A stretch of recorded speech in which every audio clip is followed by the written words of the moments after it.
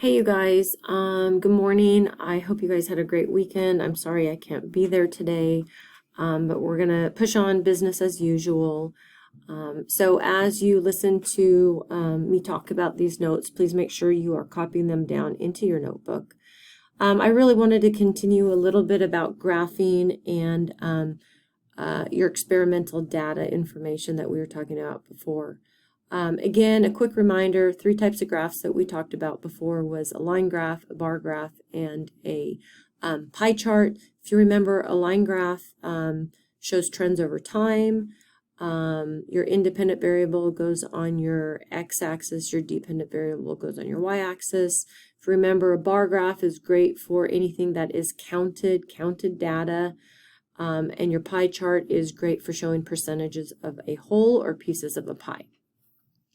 Some things that all graphs need, and you want to pay attention to this because your assignment that you will start today in class and you will finish at home, hopefully you have time in class to start it, is all about graphing. You'll have three graphs to take care of or to finish as your homework: a line graph, a bar graph, and a pie chart.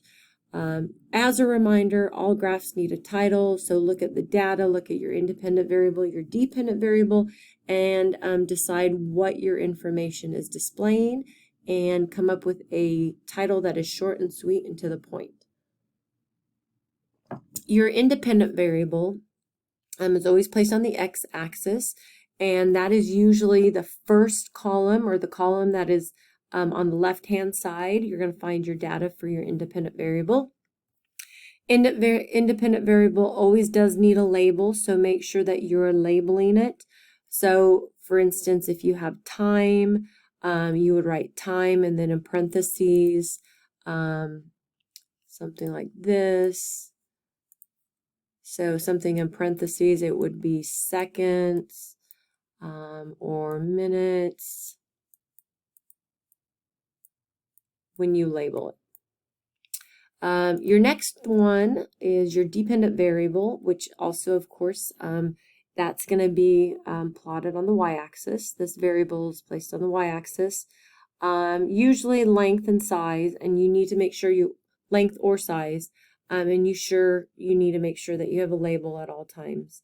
I'll give you some examples. Scales, the scale should start with 0 and climb based on intervals, such as 2, 5, 10, 20, 25, 50.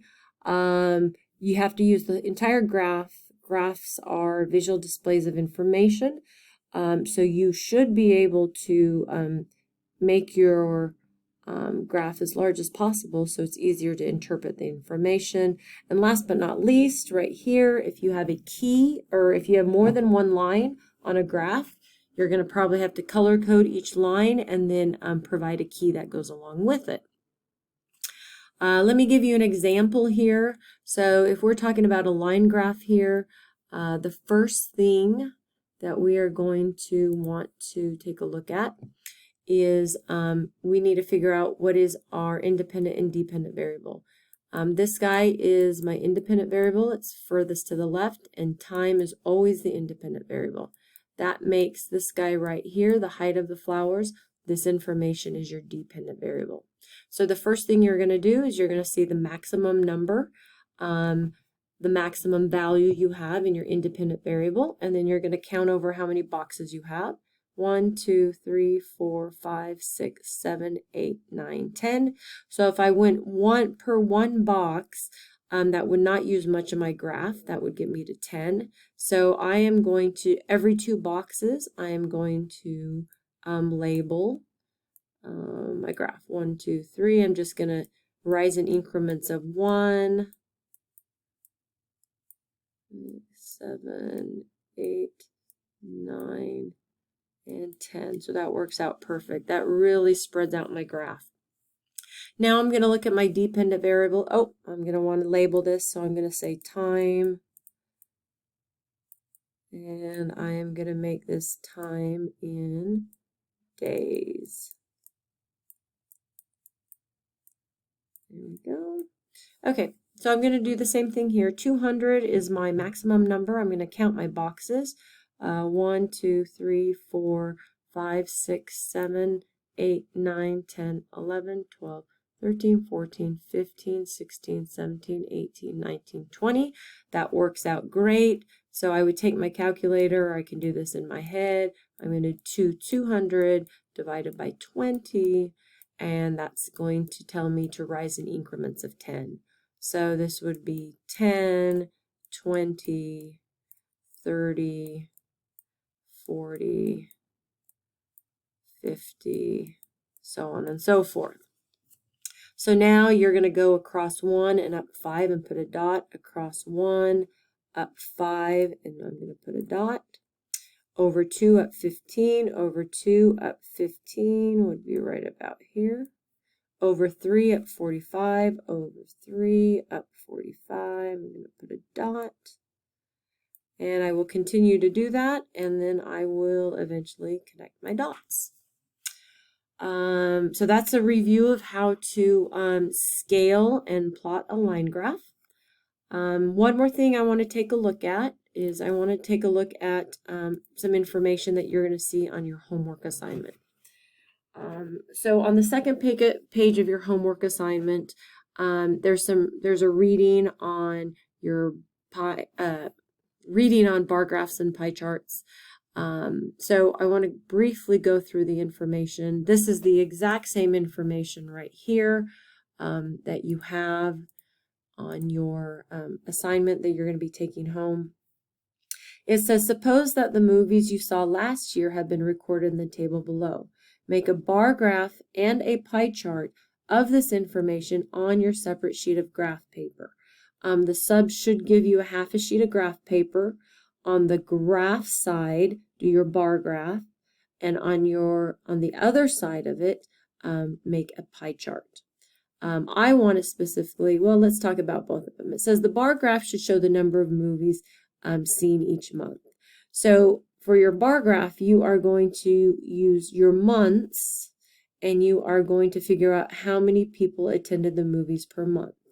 So in order to make your bar graph correct, anytime you have something that's non-numeric, that's going to go on your x-axis. So your months of the year are going to go on your x-axis, and the number of people are going to go on your y-axis. So I'm just going to go right down and add these together, and this turns out to be 3 and 2 and so on and so forth. So the months of the year will be on your x-axis, and the total number of people going to the movies that month will go on your y-axis. And that's going to be your bar graph. More specifically, I really wanted to talk about a pie chart. This one I seem to find that people have a lot of questions, so I'd like to go over this. So the pie chart should show the different kinds of movies. So right here, this is the different kinds of movies. And a pie chart shows percentages of a whole. So we need to figure out the percentage of each of these movies. So what percentage of the people went to action? What percentage of these people went to drama? What percentage went to comedy? And what percentage went to romance? So the first thing I'm going to do is I have to count over and figure out total how many people went ahead and went to action. So 2, 3, 4, 5, 6, 9, 10, and that's 13. So I'm going to put 13 right here. And 1, 2, 3, 5, 6, 7, and 8 went to drama.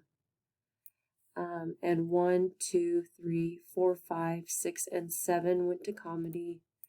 And 2, 3 went to romance. Okay, so now that we have the total number of people that went to each genre or each type of movie, we have to figure out total how many people went to those movies. So I'm going to add all of these together, and that turns out to be 31.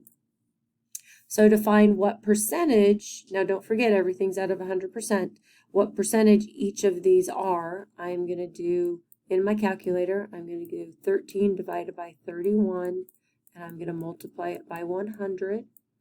And that is going to go ahead and give me 42%.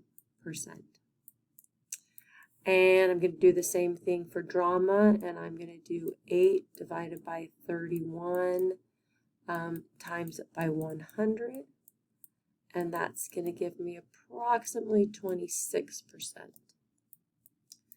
And 8, sorry, let's try that again. 7 divided by 13 times it by 100. And that is going to go ahead and give me 23%. And 3 divided by 31 times it by 100. That should give me 9%.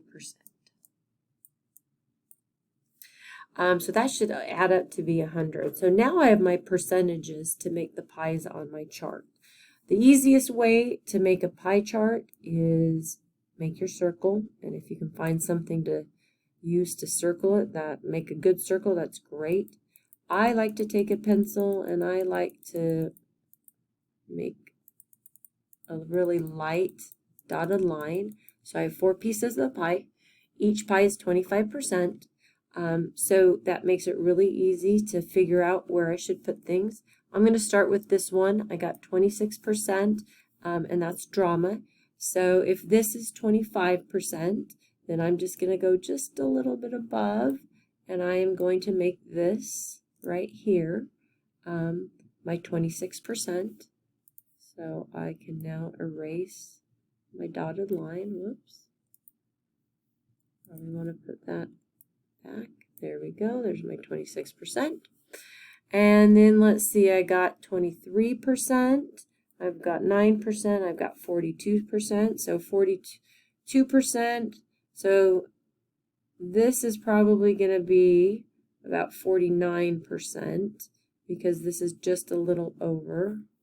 Let's kind of make that a little bit better. Okay. Let's try that again.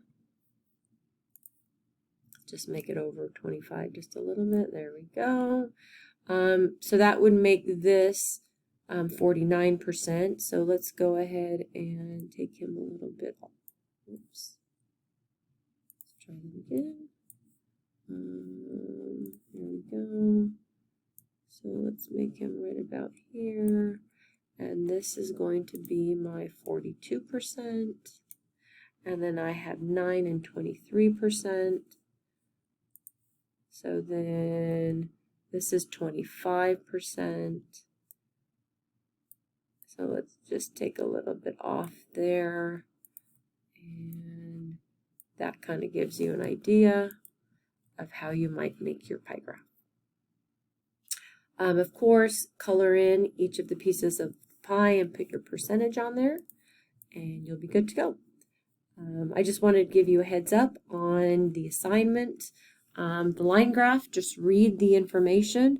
There's a page and a half of information, and then you'll be able to make your line graph. And if you've listened to this, your pie graph and pie chart and bar graph will be very easy. Hope you guys have a great day. Take care.